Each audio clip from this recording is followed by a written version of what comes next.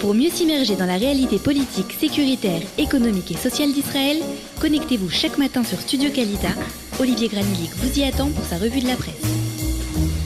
La Russie ferme les cieux. Russia Sogeret et Shamaim, c'est le titre ce matin de Israël Hayom, pour annoncer la tension qui existe encore entre Israël et la Russie après qu'un avion russe ait été abattu dans le ciel syrien en raison donc de l'avion russe qui a été abattu lundi.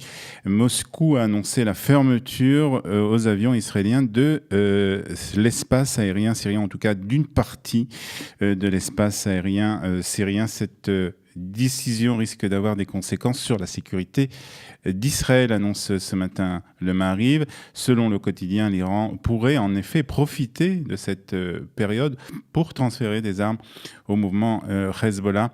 Le Yediot cite des sources militaires selon lesquelles Israël n'hésiterait pas à attaquer en Syrie malgré l'interdiction de Moscou si des transferts d'armes étaient effectués par l'Iran au Hezbollah. Le Israël Hayom ajoute aussi ce matin qu'après que le président Poutine ait déclaré que l'avion de l'armée de l'air russe avait été abattu lundi à la suite de circonstances tragiques et accidentelles et qu'Israël n'était pas responsable, l'ambassade russe à Tel Aviv, elle, durcit le ton. En effet, elle a rendu responsable hier Israël donc que cet avion a été abattu par des forces aériennes syriennes lors d'une attaque israélienne, rejetant en effet la faute sur l'armée de l'air israélienne. Moscou considère les actions irresponsables et hostiles de l'armée de l'air israélienne qui ont exposé l'avion russe au danger et ont entraîné la mort de 15 militaires. C'est ce qu'a écrit en tout cas le porte-parole de l'ambassade russe ici en Israël, à Tel Aviv, dans un communiqué virulent sur son compte Twitter. Communiqué repris ce matin par le Israël Hayom. Et le Haaretz annonce aussi que le ton monte entre Netanyahou et Nasrallah. On parlait de quelques instants du Hezbollah et de l'Iran qui risquait de transférer des armes au mouvement islamique. Eh bien, le Haaretz nous annonce donc que le ton monte entre les deux dirigeants, entre Benjamin Netanyahou et Nasrallah. J'ai entendu les menaces prononcées par le chef du Hezbollah, a indiqué Benjamin Netanyahou. Nasrallah devrait réfléchir au moins 20 fois avant de penser à attaquer Israël, a estimé le Premier ministre. Des propos qui sont repris ce matin par le journal Haaretz. S'il cherche la guerre avec nous, il recevra un revers d'une ampleur qu'il ne peut même pas imaginer, a ajouté Benjamin Netanyahou. Le Haaretz ajoute aussi qu'un peu plus tôt, le chef du Hezbollah avait déclaré toutes les tentatives d'Israël d'empêcher le Hezbollah de posséder des missiles de précision seront déjouées.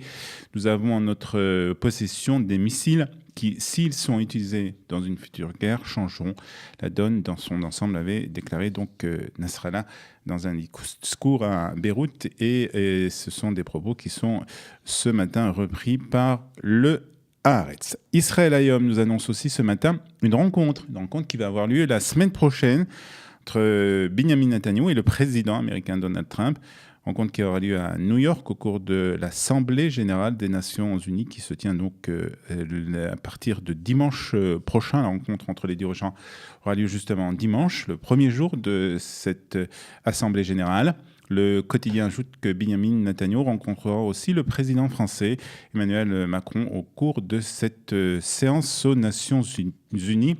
Le Haaretz ajoute concernant les relations justement entre les Nations Unies entre les États-Unis et Israël, que l'ambassadeur des États-Unis en Israël part en guerre contre les indemnités accordées par l'autorité palestinienne aux familles des terroristes. En effet, après l'annonce mardi par l'autorité palestinienne du versement d'une allocation sur plusieurs années à la famille d'un terroriste qui a tué dimanche dernier Harry Fould, c'était dans le Gush Etzion, l'ambassadeur américain en Israël a vivement réagi. La commission palestinienne des affaires des prisonniers a confirmé que la famille du terroriste ayant tué Harry Fould était éligible à un salaire mensuel pour compenser son incarcération. Cette pratique est inadmissible. Il doit cesser, c'est un espoir de paix est envisagé, indiqué David Friedman dans un message Twitter, un message qui est repris ce matin aussi bien par le Haaretz que par le Israël Hayom. Le Israël Hayom ajoute aussi que l'autorité palestinienne verse actuellement des paiements mensuels à la famille de tout Palestinien incarcéré après avoir perpétré une attaque terroriste contre des citoyens ou des soldats israéliens. C'est ce que nous indique en tout cas le Israël Hayom, qui ajoute que dans ce cadre de cette politique, le budget de l'autorité palestinienne pour 2017 et 2018 s'était élevé à 1,2 milliard de shekels. Et Mati Tourfet, toujours dans l'Israël Hayom, estime ce matin que la décision de Degel HaTorah et de Shas de soutenir la candidature de Moshe Léon aux élections municipales à Jérusalem a ouvert la voie au 6e étage du Kikar Safra au ministre Elkin. Il pense en effet que cette décision va permettre à Elkin de devenir le maire de Jérusalem.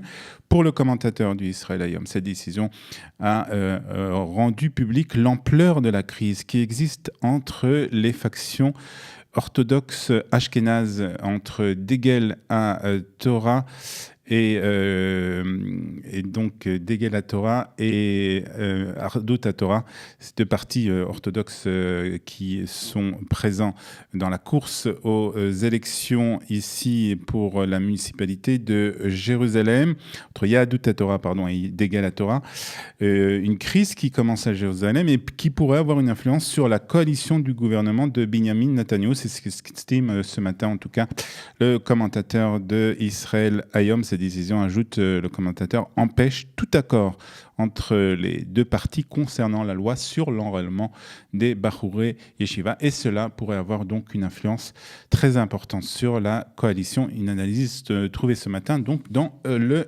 Israël Hayom. Et on termine par l'inauguration de la ligne ferroviaire entre Jérusalem et Tel Aviv, qui fait bien entendu la une de toute la presse israélienne ce matin. Alors, c'est pas tout à fait jusqu'à Tel Aviv, écrit ce matin le Yediot Ahronot. Les habitants de Jérusalem ont reçu une ligne pas encore tout à fait cuite, écrit ce matin Moudi Etzion dans le quotidien. Cette ligne jusqu'à Ben Gurion, pour le moment, ne va rien changer pour les habitants de Jérusalem, écrit aussi le journaliste. Après l'ouverture de cette ligne, qui a déjà été annoncée pour 2008, 2012 et 2016, et même pour Pessah dernier, on peut difficilement faire confiance au ministère des Transports, estime le journaliste du Yediot Ahronot. Ce n'est pas la solution, écrit Odi Etzion, qui fait remarquer que si nous arrivons à l'aéroport Ben Gurion après 20h, le train ne nous aidera pas car il ne fonctionnera pas donc après 20h. Fait remarquer donc aussi le journaliste de Yediot Ahronot. Il y a encore beaucoup de problèmes. Ce n'est pas ainsi que nous allons régler les problèmes de circulation entre Tel Aviv et Jérusalem, conclut le journaliste qui est quelque peu pessimiste ce matin dans le Yediot Ahronot. Voilà. Il est 8h48 sur Studio Kalita. Nous faisons une petite pause musicale et puis comme chaque vendredi, nous avons rendez-vous avec notre rendez-vous donc avec la Parashat Hashavua ce matin. Pour mieux s'immerger dans la réalité politique, sécuritaire, économique et sociale d'Israël, connectez-vous chaque matin sur Studio Kalita. Daniel Haïk vous y attend pour sa revue de la presse.